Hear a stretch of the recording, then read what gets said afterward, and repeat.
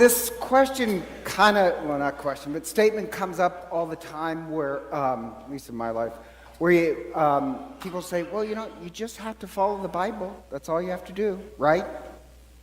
No. So, like it happened actually about a couple weeks ago, and somebody said that to me, that, just teach the kids all they have to do is follow the Bible. And I don't want to start a fight. That's kind of not true, but... So, when they say that, I say, well, that's not true. That's not true. You can't say just follow the Bible. And literally, that's impossible. It really is. There's this book, and I love the book because it's very funny, A Year of Living Biblically. Don't know if anybody read it. It's just a funny book about this guy who gets this idea, you know what, I'm going to follow all the rules in the Bible. And what he finds out is that you literally can't do that. So anybody who says, just follow what the Bible says, apparently they've never read the Bible, because that's impossible. And I just mention that because what's going on the first reading in the gospel clearly clash. What Jesus is doing the very opposite of what the book of Leviticus says to do. And the clash is this. The book of Leviticus, which I know this sounds strange. I know it's a lot of people's popular book. I actually like to study it, but don't recommend anybody really follow it. I like to study it because it has great history and liturgical meaning to it. But the book of Leviticus is this. So it was mostly written by priests after the exile. And if you remember the exile, the country was destroyed because of corruption. And then what the people decide is that, okay, we're not going to allow this corruption ever to come in again. And so the priests came up with all these rules and regulations to keep us on the straight and narrow.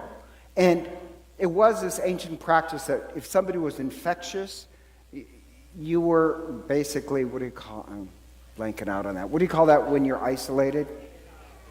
Not exiled.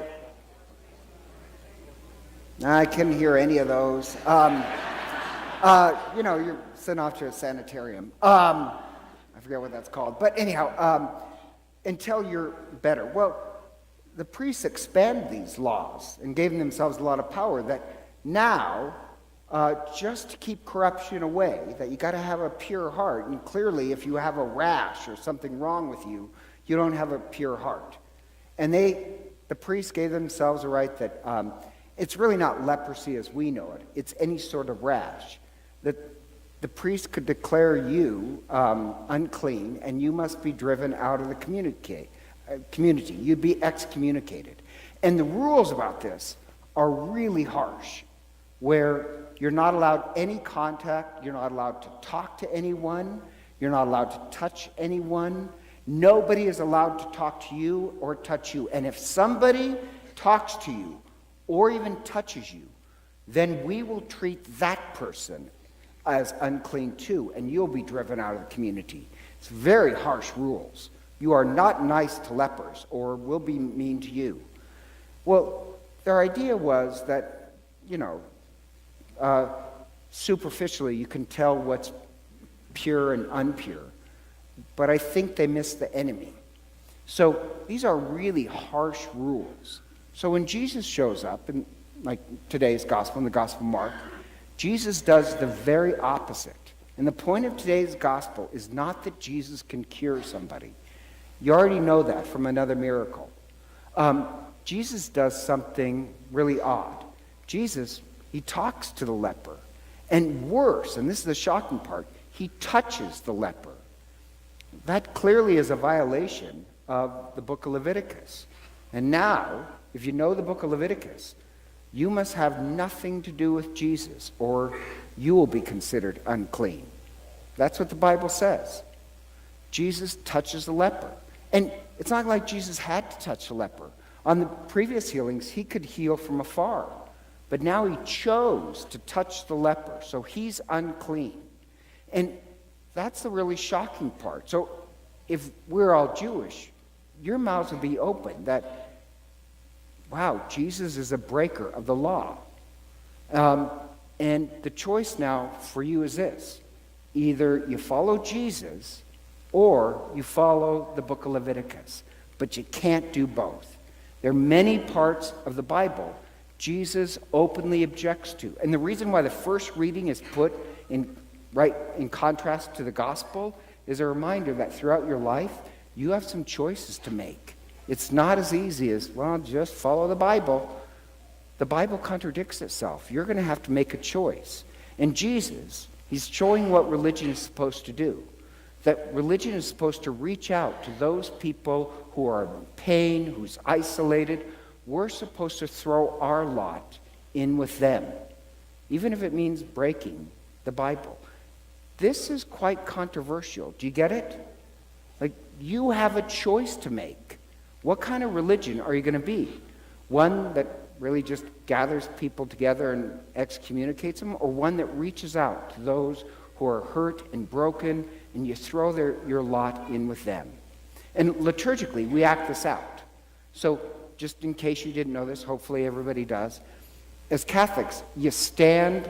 It's a Jewish practice. If you're making a contract with God, you stand. So when you receive communion, you stand because you're making contract with God. You're going to live out the Eucharist. You stand for the gospel because you made a promise that you're going to live that out. If you sit, it just means I'll consider it. I may or may not. So the first reading was read about the book of Leviticus. You never promised to put that into action. You did promise to put into the gospel.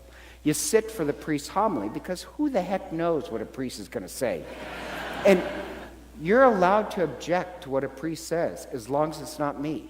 But I do love this idea that throughout the year we put two readings that obviously conflict with each other.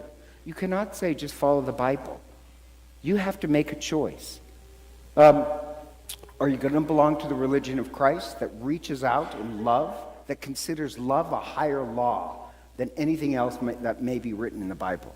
That you reach out to those who are hurting and pain. So you have to make your choice. Are you going to throw yourself in with Christ, who technically now is unclean, or into rules that marginalize people? We're supposed to be the religion that we're beyond the book of the book of Leviticus. It was good for its time period. But now we follow a higher law, and that's the law of love. If you stood during gospel, that's what you obligated yourself to. We're supposed to be now the one, the arms of Christ that embrace the hurt and the broken, not create more pain and suffering in the world. And so, together,